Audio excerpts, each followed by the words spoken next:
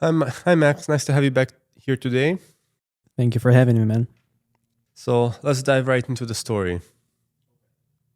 What inspired you to start your journey in the business? Where do I begin? It was back in 2020 or 2019. I was back in Poland. I was working in logistics, and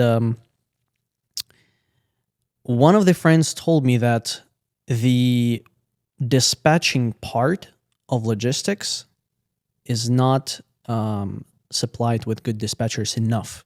So there is a demand and supply issue. I was like, okay, interesting.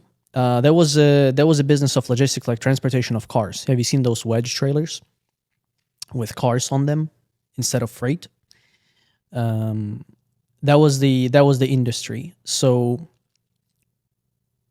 my friend told me that there are a couple of companies working on it, but there is an issue. Uh, they hired people as salespeople and dispatchers. So the same person is selling and the same person is providing the service. So what's going to happen? Almost every one of their employee would sell, serve the customer, build the relationships, and leave. Is that a bad thing? For them, it's good. For the business, it's bad. You're trying to put the money in your own pocket, right? So I mean, that was their issue, right?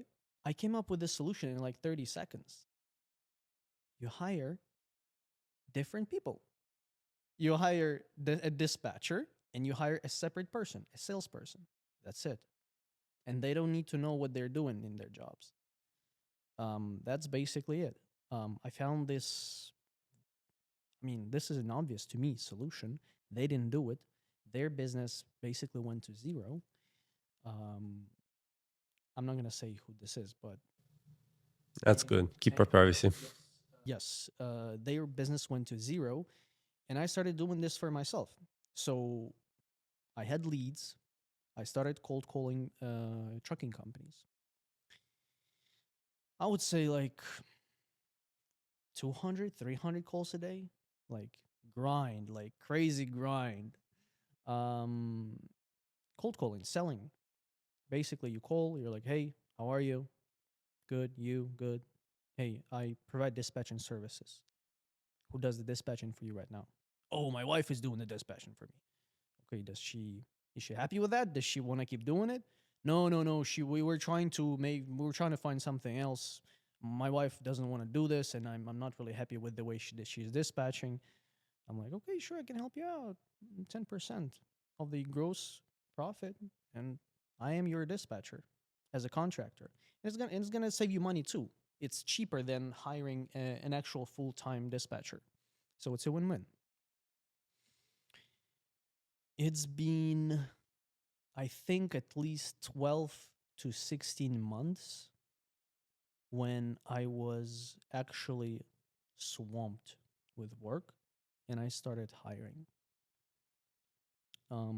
I hired two dispatchers eventually and one salesperson. And before I hired people, my client turnover was actually huge. Unfortunately, I had to be selling every day and providing the services to my current clients. After I hired people and they actually took their time and they actually gave the proper attention to the customer, guess what? The turnover was much lower.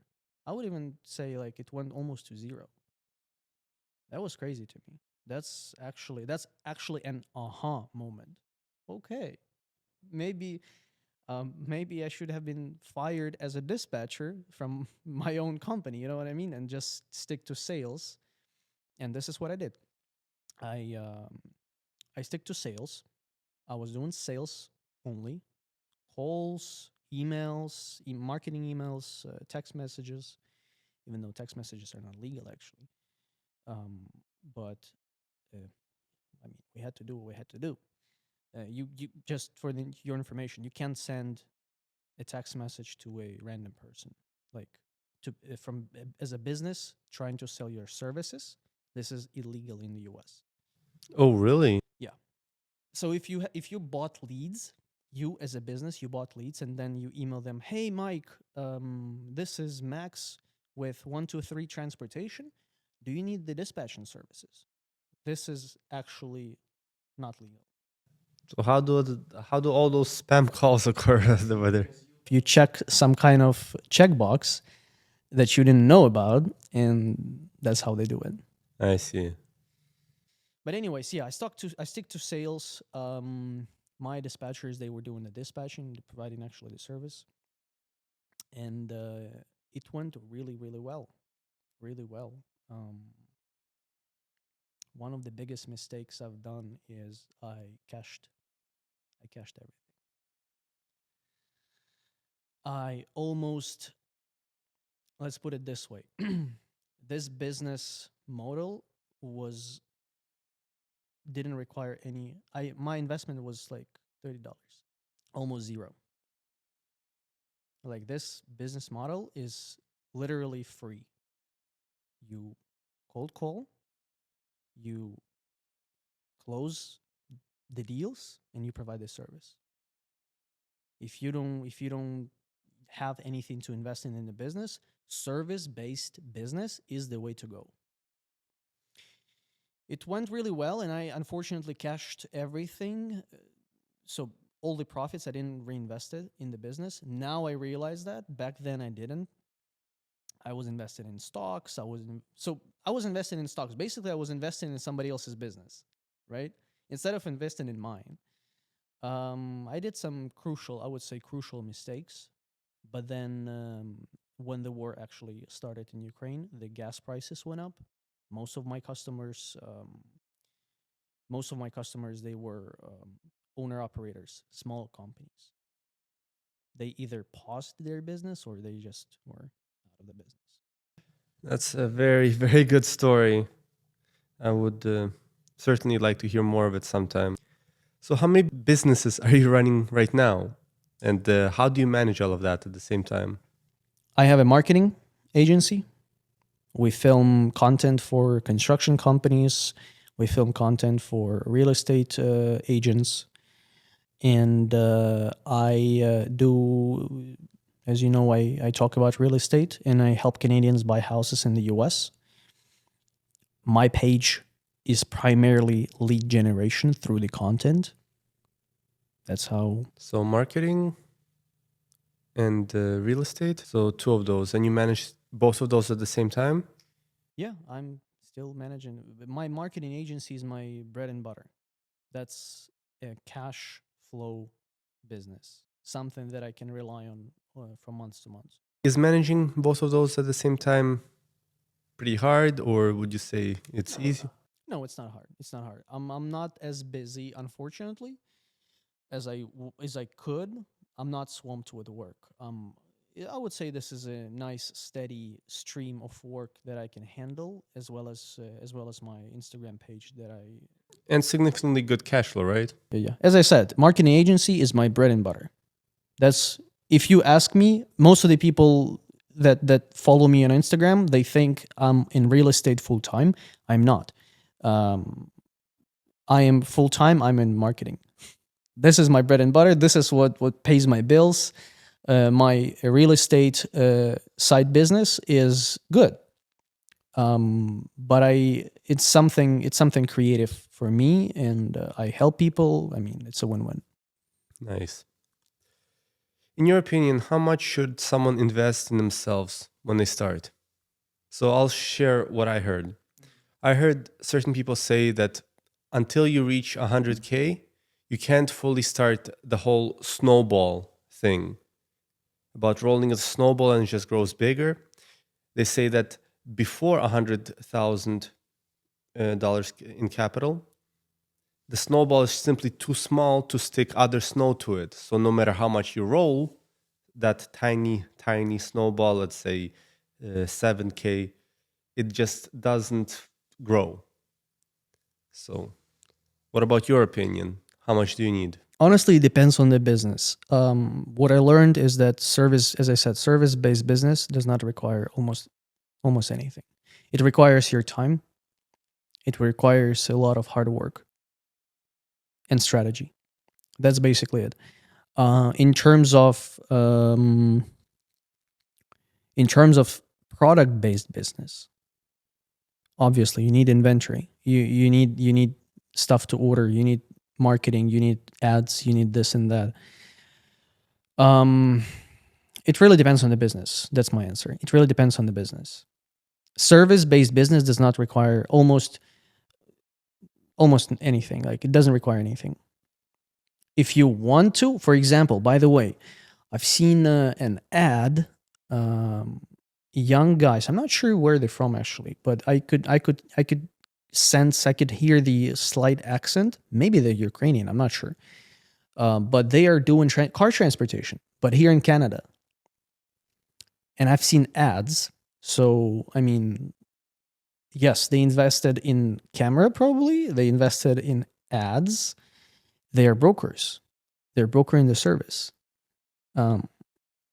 Basically, if I want to ship a car from Toronto to Edmonton, I call them. They have their own margin. Let's say like, I don't know, $300-$500. They call their drivers who are providing the service. They're making their margin. They're just basically, they're the broker. They're the third party in it. All they did is they have a phone. They have a camera for marketing. They paid for the ads. That's basically it. Certain people, they keep making their excuses that, oh, you need money to make money. And that's simply their excuse to not go into a business.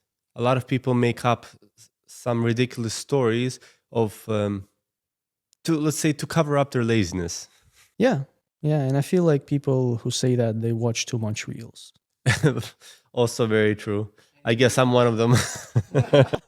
And then they listen to Robert Kiyosaki. I've seen lately videos of Robert Kiyosaki. I'm not sure if let's put it this way. They're not clear enough for me to say if they're bad or good. He's just talking in a very mysterious way, and there's no like direct, like, what do you actually mean? For example, he's talking like very convincing that debt is good and you can get rich. He got rich, he says. He got rich with debt. So what exactly did you do? Like, what's behind it? He never spoke about it. I watched his interviews. He never speaks about anything concrete. Like, what do you actually mean? Like, what do you actually mean? Are you talking about getting as much debt as possible to buy real estate and rent out units? Do you mean that, or what do you actually mean? Like, I think his point usually about debt is that as long as it provides you with positive cash flow, then debt is good. But if you try to get debt and it gives you negative cash flow, then that's really, really bad. And I've seen a lot of people actually do that they buy real estate that gets them minus $400 a month, and they still use it because they expect it to go up. That's bad. He says that never expect things to go up in value. That's gambling. Well, exactly. So there you go. You don't agree with that.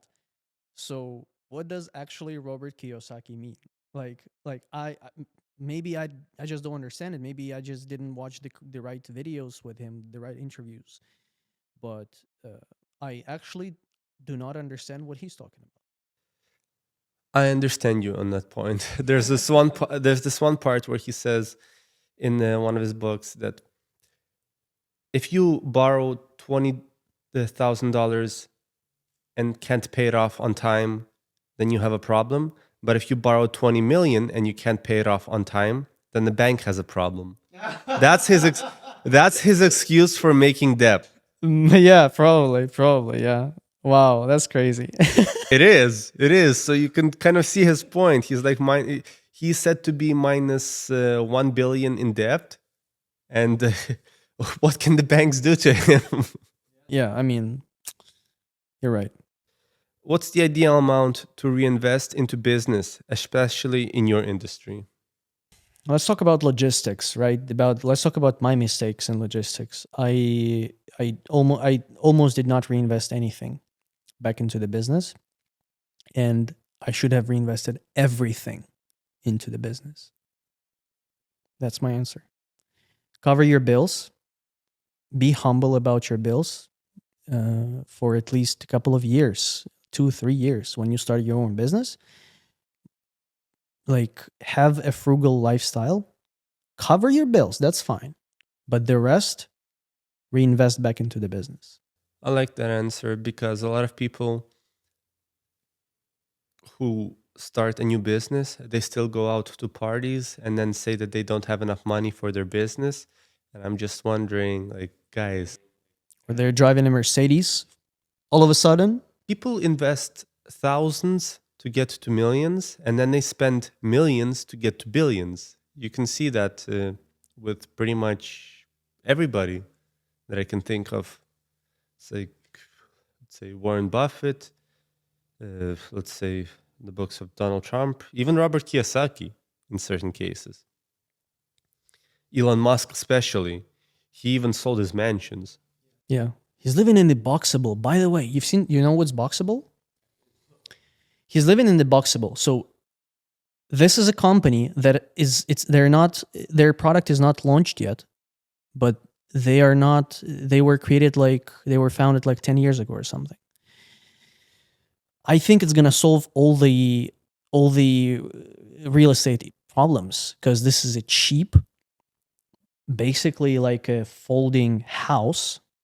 They bring it to your land that you paid for, right? They put this box and what do you call it? Like, it's a Lego house. They put on the walls. The furniture is already included, and it costs like $70,000 for a fully functioned small. It's very small, like Toronto condos, but it's $70,000. You buy land, you put the house in there, you live in there. This is where he lives.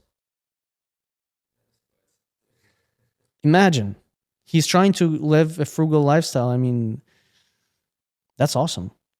I don't think I'd be able to handle that. If I had 400 billion, I wouldn't be able to handle, let's say, living in a frugal lifestyle. I would want a mansion. When did you first see a profit, and how did it feel? So, how does profit feel in these cases? Really good. Overwhelming. Emotional. Euphoric. Oh, yes. Oh, yes. When you look back, so at the moment when you're like making this money, it doesn't really feel like nothing. It just feels like work. But when you look back, let's say, okay, let's see how much I made this month. You're like, oh my God, holy shit. I made this much? That's my money? So I built everything like that, and this is what I get, and this is nice. That was good. That was good. And as I said, I was living in Poland. The business that I've built, it's been 4 years. I've built this business. All the time, I was in Poland, and the car shipping was in the US. So I was doing everything remotely. My cost of living,